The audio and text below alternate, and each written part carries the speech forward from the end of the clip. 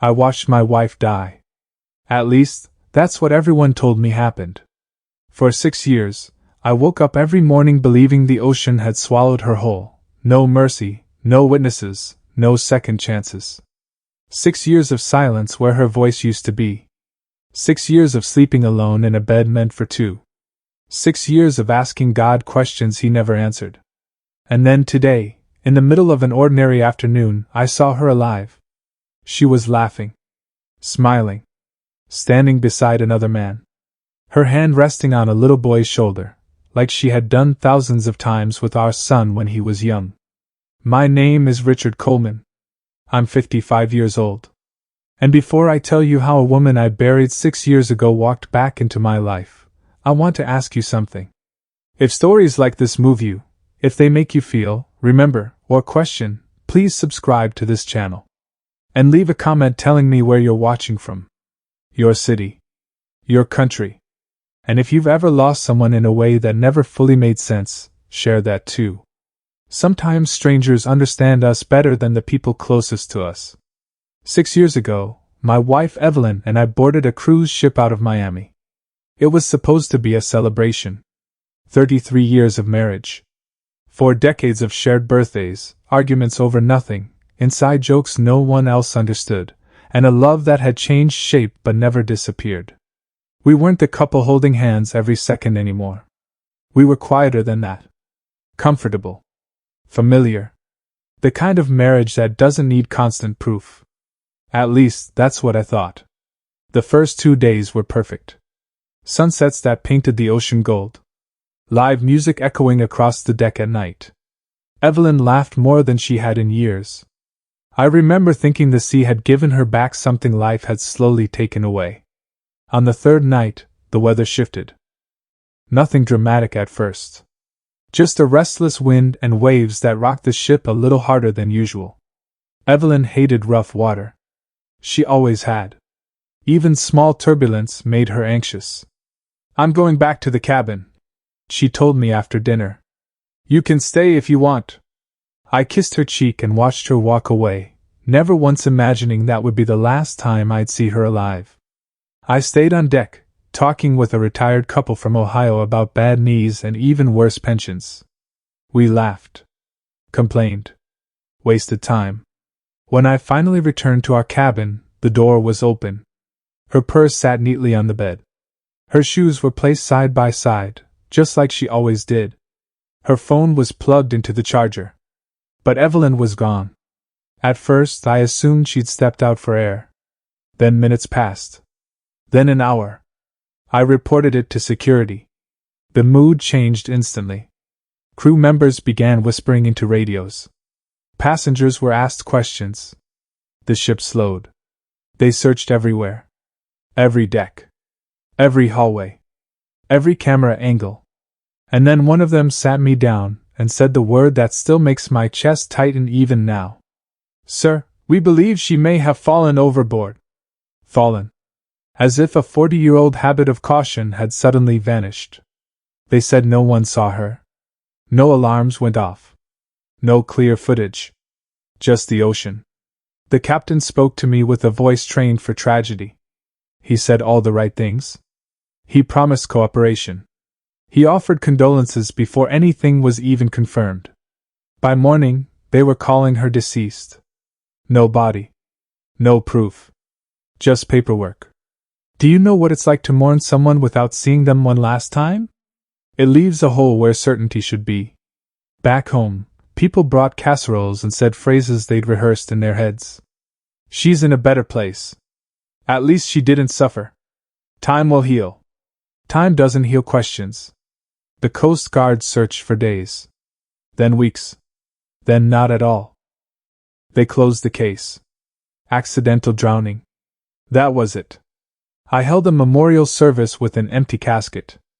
I stood in front of friends and family and spoke about a woman whose body I never touched again. I cried over memories instead of remains. At night I replayed everything. Every argument. Every cold silence.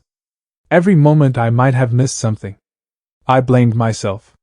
If I had gone back to the cabin with her. If I hadn't stayed on deck. If I had insisted she wasn't feeling well. Guilt is a slow poison. 2 years later, I sold our house. Every room felt haunted by echoes of her voice. Her perfume still lingered in the closet. Her handwriting was everywhere: notes, calendars, grocery lists. I moved to a smaller place near a park. A quiet neighborhood. Less noise. Less memory. People told me I should date again. I never did. Because some nights, I still dreamed she was alive, trapped somewhere, calling my name, waiting for me to find her. I woke up angry at myself for hoping. And then today happened. I was sitting at an outdoor cafe near the park, sipping coffee I didn't really want, watching families pass by. That's when I saw her. At first, my mind rejected it. Grief trains you to do that. But then she turned her head. Same eyes. Same smile. Same small scar near her eyebrow from when she tripped over our dog 20 years ago. She looked older, but so did I. She was standing with a man about my age. His arm rested casually around her waist. 2 children stood nearby, a boy and a girl, calling her mom. The cup slipped from my hand and shattered on the pavement. She looked up. Our eyes met. And in that moment I knew something far worse than death had happened to me. Because dead people don't look away in fear. And Evelyn did. She turned away first. That's how I knew. If she had been a stranger who just looked like my wife, she would have stared back, confused, curious, maybe even amused. But Evelyn looked away like someone caught stealing a life that didn't belong to her. My legs felt weak.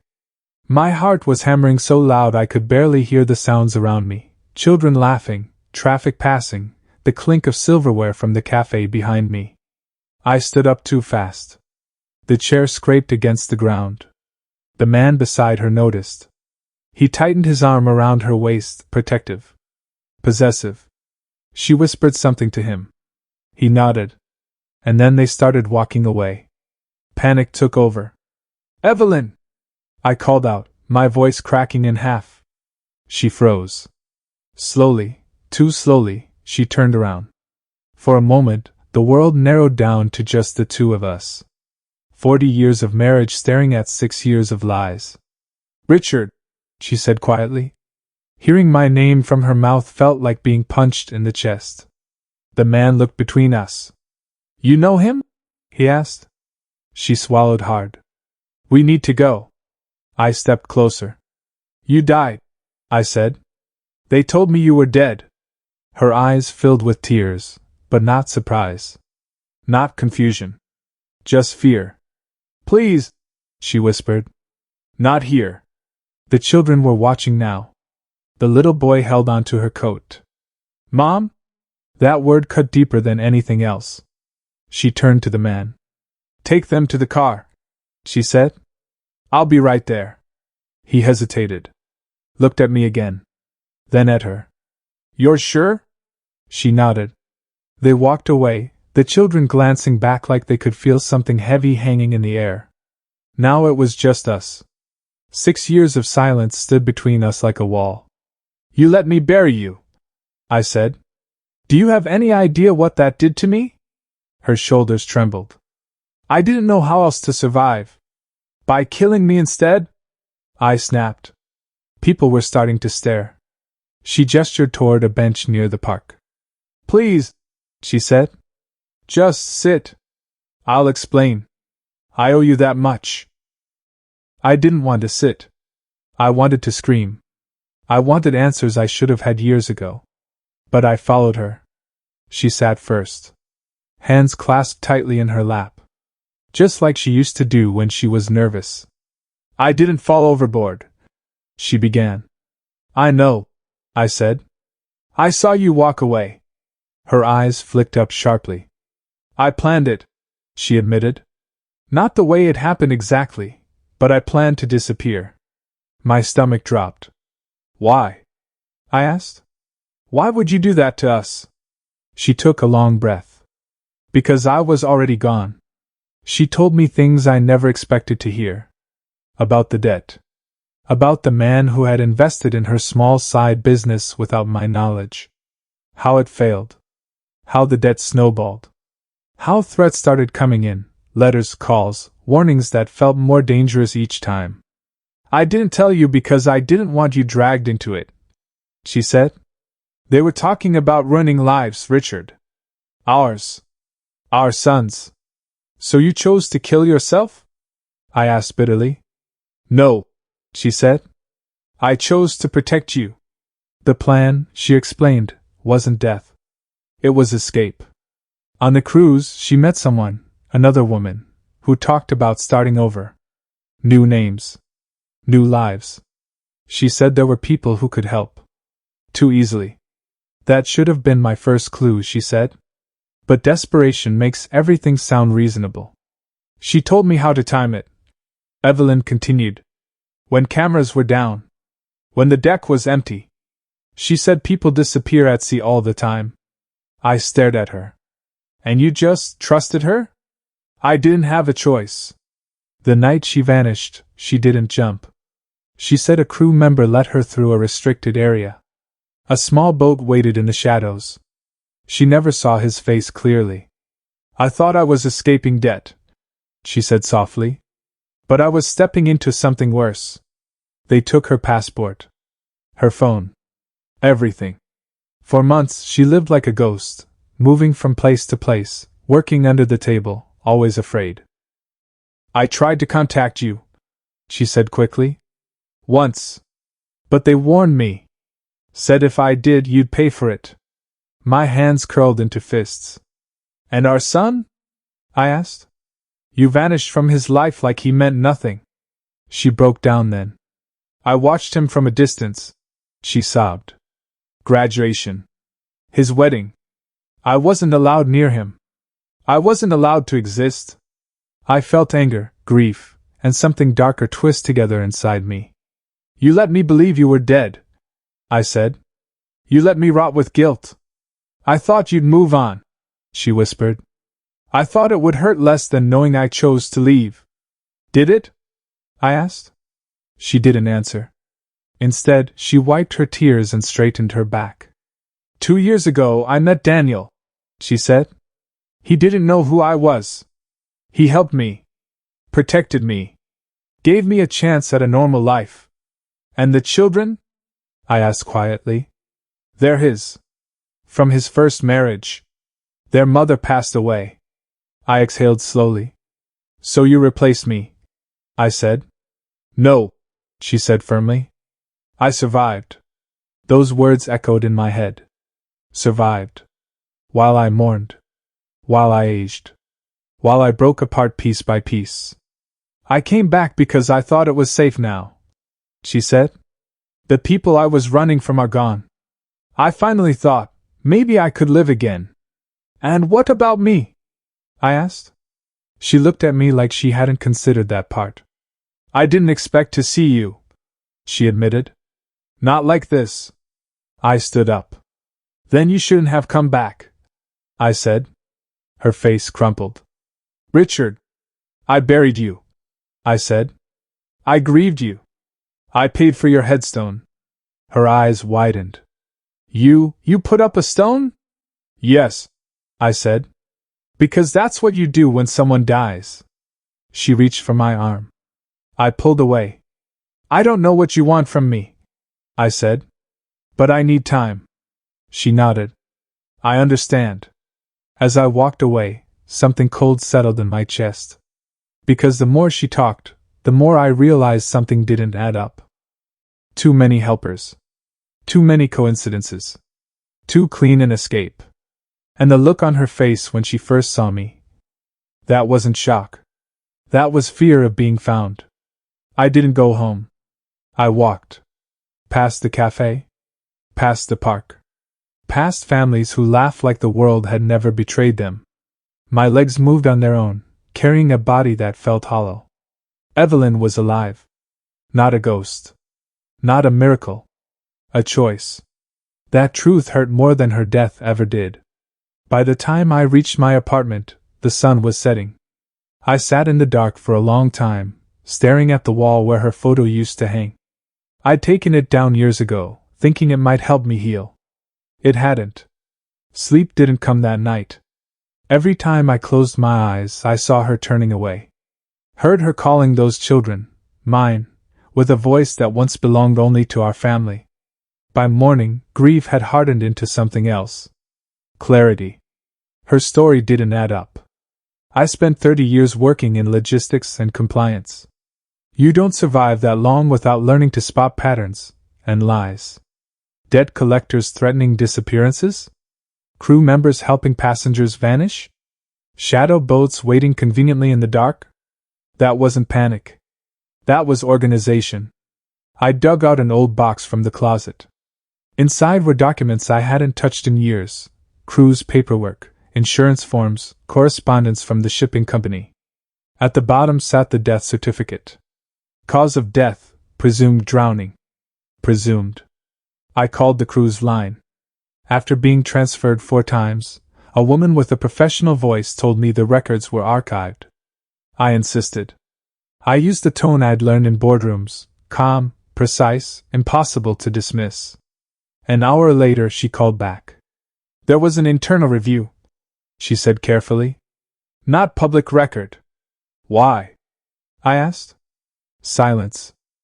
Sir, she said, there were irregularities. My chest tightened. Such as? Camera outages. Staff scheduling discrepancies. A crew member who resigned suddenly after the incident. Name, I said. She hesitated. Then gave it to me. I hung up and stared at the wall again, only now, I was seeing the shape of something ugly. That afternoon, I drove past Evelyn's house. Yes, I followed her. I hated myself for it. But I needed to know what kind of life she'd chosen over ours. The house was modest but warm. Toys in the yard. A bicycle leaned against the fence. Wind chimes by the door. A real home. I watched from my car as Daniel returned with groceries. The children ran to him. Evelyn followed a moment later, smiling like she belonged there. She did. And that realization did something dangerous to me. I took photos. Not out of spite, but proof. Proof that the dead were walking. Proof that I wasn't losing my mind. Then I noticed something else. A black SUV parked across the street. Engine running. Tinted windows. It hadn't been there earlier. A man inside pretended to check his phone. Never got out. Never left. My instincts screamed. I waited. 20 minutes passed. Then Evelyn stepped outside alone, carrying trash. The SUV's engine revved softly. She froze. I saw it from across the street, the same fear from the cafe. Raw. Immediate. The SUV drove off slowly. She stood there shaking. That's when I knew. She wasn't done running. That night, my phone rang. Unknown number. I answered. You shouldn't be digging, a man said. His voice was calm. Almost polite. Who is this? I asked. Someone who helped your wife stay alive. My heart pounded. She didn't want this, I said. She was scared. A quiet chuckle. She wanted exactly what she got. Then why are you still watching her? I demanded. A pause. To make sure she remembers the cost. The line went dead. I sat there for a long time. Then I did something I hadn't done in 6 years. I called my son. He was quiet when he heard my voice. We'd spoken only a handful of times since his mother's death. Grief had driven us into separate corners. Dad? He said cautiously. I need you to listen, I said. And I need you to believe me. When I told him the truth, he laughed. Then he cried. Then he went silent. She's alive? He finally whispered. Yes, I said. And she's in danger. There was no hesitation. Tell me what you need, he said. We met the next day. Together, we went through old records, emails Evelyn thought she'd deleted, financial statements that never quite made sense. A shell company appeared again and again. Different names. Same routing numbers. Someone had orchestrated her disappearance. And they weren't finished. That evening, I went back to the park. She was there, sitting alone on the same bench as before. She looked relieved when she saw me, then scared again. They contacted you, didn't they? She asked. Yes, I said. And now they've contacted me. Her face drained of color. I thought they were done, she whispered. They're not, I said. And neither am I. She grabbed my arm. You don't understand what they can do. I understand perfectly, I replied. They already took my wife once. She looked at me, really looked at me, for the first time since the cafe. I never meant to destroy you, she said. But you did, I said quietly. And for the first time since the cruise, I realized something terrifying. This wasn't just about betrayal. It was about control. And someone out there believed they still owned her. The next 48 hours felt like borrowed time. Every sound made me flinch. Every unfamiliar car slowed my pulse. I slept in my clothes, phone beside me, lights on, like a man waiting for a knock that could end everything. Evelyn called twice. I didn't answer. Not because I didn't care, but because caring had already cost me too much. Instead, I focused on what I could control. My son and I worked quietly, carefully. We traced shell companies through layers of paperwork that were clearly designed to exhaust anyone who tried. Offshore accounts. Fake vendors. Names that changed just enough to stay legal. This wasn't debt recovery. It was human leverage. The more we uncovered, the clearer it became. Evelyn wasn't the only one who'd disappeared on that cruise line over the years. Men. Women. Couples. Always no bodies. Always paperwork that closed the case fast. People with clean records. Stable lives. Easy to erase. They pick people who won't be missed loudly, my son said grimly. That hurt more than anything else. On the third night, Evelyn showed up at my door. I hadn't given her the address. She looked exhausted. Hair pulled back. No makeup. Just a woman stripped down to fear. They told me to leave town, she said the moment I opened the door. Tonight. Or what? I asked. They didn't say. That was worse. I let her in. She sat at the edge of the couch like she didn't deserve the space. Like a guest in a life she'd abandoned. They know about Daniel, she said. They know about the kids. My jaw tightened. That's how they keep control, I said. They don't need to touch you. They just need to remind you they can. She looked up at me. I can't let them get hurt. You already are, I replied. By running. She shook her head. You don't understand. The first time I tried to stop cooperating, someone died. That stopped me cold. Who? I asked. A woman, she whispered. Another one they helped disappear. She tried to go to the police. 2 weeks later, they said it was an overdose. I believed her. That's the worst part. I believed every word. My phone buzzed. Unknown number. I answered. You have something that doesn't belong to you, the voice said calmly. She's not an object, I said. A pause. Then a smile in his tone. Everyone is, eventually. He gave me an address. A warehouse near the port. Come alone, he said. We'll make this simple. I didn't tell Evelyn where I was going. I told my son everything. If I didn't come back, he'd go to the press, with documents, recordings, names. He had backups in 3 places. Insurance. The warehouse smelled like salt and oil. Old wood. Old secrets. The man who greeted me wore a suit too clean for a place like that. Mid-50s. Calm eyes. No weapon visible. Mr. Coleman, he said. You've been very disruptive. You killed my wife, I said. He corrected me gently. We gave her a second life. At my expense. He nodded.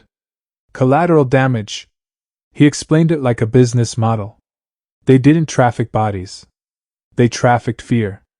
They found people with something to lose and offered them a way out. then made sure the price never stopped being paid. And now? I asked. Now she's a liability, he said. And so are you. I leaned forward. You made one mistake. Oh? You assumed I was still grieving, I said. I'm not. I slid a folder across the table. Inside were copies, bank transfers, crew rosters, timestamps, names. And I'm not alone, I added. For the first time, his expression changed. Not panic. Respect. You won't live to use that, he said. Maybe, I replied. But my son will. And his lawyer. And the reporter already waiting. Silence stretched. Finally, he stood. She leaves tonight, he said. New place. New name. Final chance. And Daniel? I asked. The children? He hesitated. That's not negotiable, I said. Long pause. Fine, he said. They walk away clean. But if she ever contacts you again... I won't, Evelyn's voice said from behind me. We both turned. She stood in the doorway. Steady. Resolved. I'm done being owned, she said. By anyone. The man studied her. Then smiled thinly. Brave choice, he said. Let's hope it's not a fatal one. We left separately. That night, Evelyn disappeared again. This time by choice. Daniel and the children were relocated under protection my son arranged through a federal contact who owed him a favor. And me? I went home. For the first time in 6 years I slept. The silence afterward felt unfamiliar. Not empty, just quiet in a way my life hadn't been in years. No threats. No unknown numbers. No shadows parked across the street. For weeks, nothing happened. And that scared me more than the chaos ever did. Because when you've lived long enough with pain, peace feels suspicious. Daniel sent one message through my son. We're safe. Thank you? No return address. No names. Just relief folded into a few words. Evelyn never contacted me again. Not once. At first I waited for it. Some explanation. Some apology long enough to balance the weight of 6 stolen years. But weeks turned into months, and I finally understood something I'd been avoiding. Closure doesn't always come from answers. Sometimes it comes from acceptance. The investigation moved quietly at first. Then loudly. A journalist published the story my son had prepared, carefully, legally, relentlessly. Other families came forward. Patterns emerged. Names resurfaced. The crew's line settled fast. Too fast. Executives resigned. Lawsuits followed. A man with calm eyes and clean suits disappeared in a way that felt almost poetic. This time, no one mourned him. One evening, I went back to the park. Same bench. Same cafe. Different man. I sat there watching the sun dip behind the trees, families packing up their afternoons, children complaining about bedtime. I thought about Evelyn. Not the woman who walked away from me in fear, but the one who used to laugh at bad jokes. Who fell asleep during movies. Who once held my hand through an entire night when I thought I was losing everything. That woman was real. And she was gone. I realized something else then. She didn't just leave me on that ship. She left herself. And maybe that was punishment enough. My son and I grew closer after everything came out. Grief had driven us apart. Truth brought us back. We didn't talk about Evelyn much, not because she didn't matter, but because she mattered too much. Some wounds don't heal by reopening them. People still ask me if I'd take her back. The answer surprises them. No. Because love without honesty isn't love, it's captivity. I didn't lose my wife to the ocean. I lost her to fear. And I survived. If you're listening to this right now, and you've been betrayed in a way that reshaped your life, hear me clearly. What they took does not define what remains. You are allowed to grieve. You are allowed to be angry. And you are allowed to live again. If this story touched you, please subscribe to this channel. And tell me in the comments, Where are you watching from? Your city, your country? And if you've ever had someone disappear from your life without explanation, share what that felt like. Sometimes the dead don't come back. But sometimes the living do. And when they do, we get to decide whether to let them haunt us, or finally let them go. I chose peace. And for the first time in 6 years, it chose me too.